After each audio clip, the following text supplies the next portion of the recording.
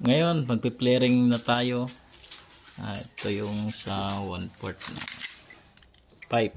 So, ito yung flaring block natin. Ayan, gagamitin. Ayan. Ito yung partner niyan. Ayan. So, tingnan natin kung paano kami mag-flare gamit ang aming flaring tools. Ayan. So, 1/4 tayo mga katropa. Ayan. Hindi kailangan mo itama itong ito. Kailangan mo hindi lumagpas rito kasi ito yung guide niya. Ayan.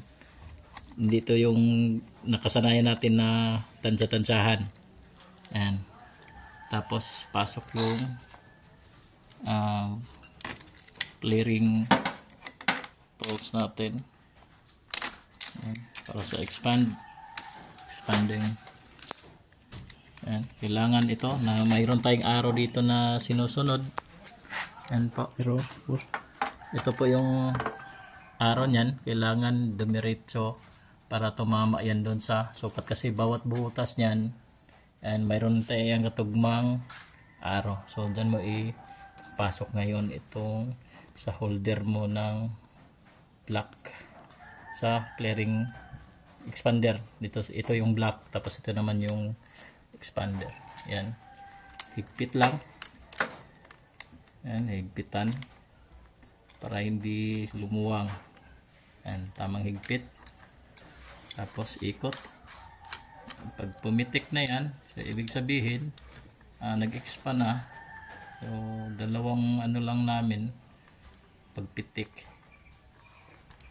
Yan, ano natin. Yan, pumitik na. Isa pa. Ayan, dalawa. Tapos balik. Ibig sabihin naka-expand na. Yan. So yan yung pag ano namin, yan yung ginagamit namin na flaring block ngayon, flaring tools. Dahil mas maganda to, yan, kitang kita nyo po. So dati nababasa ito, gawa nga na yung flaring ano natin, flaring expander. Yan, saktong sakto.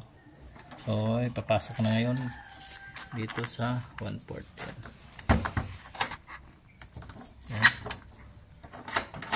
Ayan o, napakakuan.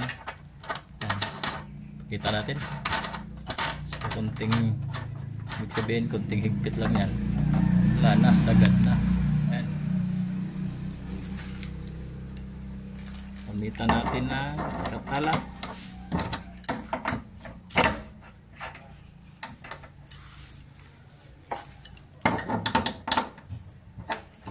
Higpit. Labas mo ba, sir? May ano naman siguro nito. Papakita lang namin kung paano kami yung gamit na inano namin para sa magandang trabaho, magandang gawa ang resulta. Kailangan maganda yung gamit natin. Sa atin din naman yan kung hindi tayo gagamit ng mga ganito kasi nga medyo hindi naman gaano kaya naman yung presyo dito. Bili ko lang nito, meron naman ito sa Shopee saka sa Lazada. So ayan.